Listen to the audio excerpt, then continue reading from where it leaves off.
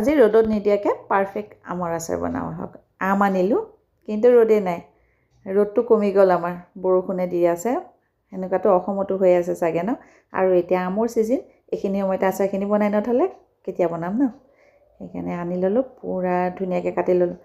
মোৰ মানে কাটাৰ ব্যৱস্থাটো অলপ বেয়া। এই যে কাঠৰ টুকুৰা এটা থাকিলে খুব ভাল হয়। অলপ বেৰুৱা ধৰা আমটো হ'লে ভাল ন, পটককৈ কাটাই গ'ল অকণমান, শেষৰ টুকুৰ কাটোতে কাটা গ'ল। অকণমান বেৰুৱা থকা হ'লে বিৰাট ভাল। এনেকৈ আৰু আমটো এই ধৰণে কাটি ল'ব পিছফাল টুকুৰ, তেতিয়া চাব আমৰ আচাৰৰ সোৱাদ বঢ়িয়া লাগে। মই নিমখ হালধি পানীত অলপ সময় দি অকণমান বইল হ'ব দিম, বেছি নহয় কিন্তু অলপ বইল হ'ব দি পেলাই উঠাই দিম। ইয়াত অকণমান নিমখ অকণমান হালধি দিছোঁ, উঠাই পেলাই এটা খৰাহীত থৈ দিছোঁ যাতে একদম শুকাই থাকে, পানীটো নাথাকে। এই পানীখিনি সিফালে থৈ দিছোঁ। এইখিনি একেবাৰে পানী নাথাকাকৈ থৈ দিছোঁ। ভালকৈ শুকাব লাগিব। আমৰ পিচটোকৈ এনেকৈ কাটি ল'ব। তাৰপিছত মই অকণমান নিমখ হালধি যেতিয়া শুকাই গ'ল দি পেলাই অলপ সানি থৈ দিম। অলপ সিজোৱা আমখিনি মানে ইয়াত সানি পেলাই মই এনেকৈ থৈ দিম। আপোনালোকে যদি ৰ'দ থাকে ৰ'দত দিব, নিদিলেও কোনো কথা নাই। এতিয়া মই লৈছোঁ জিৰা, ধনিয়া, চফ, মেথি গুটি কেইটামান, সৰিয়হ, শুকান জলকীয়া, এইখিনি মছলা। আচাৰ বেছি আছে কাৰণে মই এইখিনি লৈছোঁ। আপোনালোকে নিজৰ হিচাপমতে ল'ব কিমান আচাৰ আছে, আম আছে, কেঁচা আম কিমান। এইখিনি মই শুকানে এতিয়া ৰোষ্ট কৰি ল'ম। এতিয়া শুকানে প্ৰথমে জলকীয়াখিনি ভাজি বাকীখিনি গোটেইখিনি ভাজিম। কম জুইত ভাজিব, কাঢ়া হ'লে আচাৰটো তিতা তিতা লাগিব। এনেকৈ ধৰণে চবেই আচাৰ বনায় ন, এইটো ধৰণে যদি বনোৱা নাই এবাৰ বনাই খাব, তাৰপিছত ক'ব ইমান সোৱাদ হয়। গোটেইখিনি পাউডাৰ বনাই ল'লোঁ, একদম মিহি পাউডাৰ। গোটেইখিনিয়ে লাগিবই।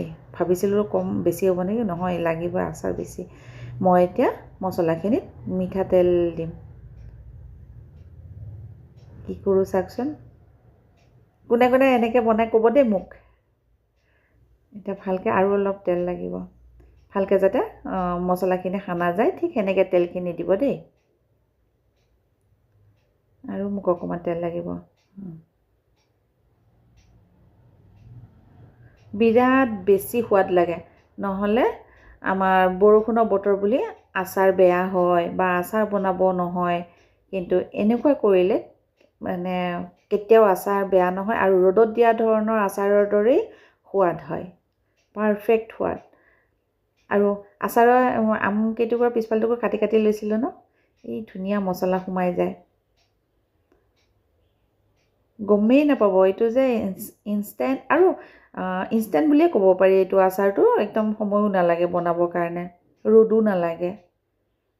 এইটো কিন্তু ভালকৈ সানিব লাগিব দেই মছলাখিনি, যাতে আম কেইপিছত ভালকৈ সোমাই যায়। দেখিছে কিমান ধুনীয়াকৈ সানি আছোঁ, মানে যাতে গোটেই কেইপিছত মছলাখিনি ভালকৈ লাগি যায়, ধুনীয়াকৈ লাগি যায় কিন্তু মছলাখিনি। সেইকাৰণে তেল দি সানি লৈছোঁ। এতিয়া কেৰাহীত তেল দি লৈছোঁ, যিমানখিনি আচাৰ সেই হিচাপে তেলখিনি দিব। মিঠাতেল দিছোঁ, মিঠাতেলখিনি ভালকৈ গৰম হ'ব লাগিব। অকণমান হিং দিছোঁ, আছে যদি দিব, অপশ্যনেল হয়। দিলে মানে অলপ টেষ্টটো ভাল হয় আৰু হিঙৰ ধুনীয়া এটা গোন্ধ ওলায়। দুটামান শুকান জলকীয়া দিছোঁ, একদম অপশ্যনেল হয়। যদি নিদিয়েও কথা নাই, মেথি গুটি দুটামান দি দিছোঁ। মেথি গুটিকেইটা আচাৰৰ পিছত বিৰাট ভাল লাগে খাই পেলাই। ভাল পায়নে আপোনালোকে? মই কিন্তু খুব ভাল পাওঁ। তাৰপিছত তেলটো গৰম হ'ল ন, এতিয়া আচাৰখিনি তাতে দি দিম।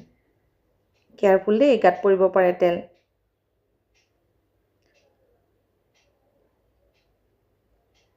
অকণমান সময় মই ভাজিম, ষ্টিমটো মিডিয়াম কৰি ল'ম।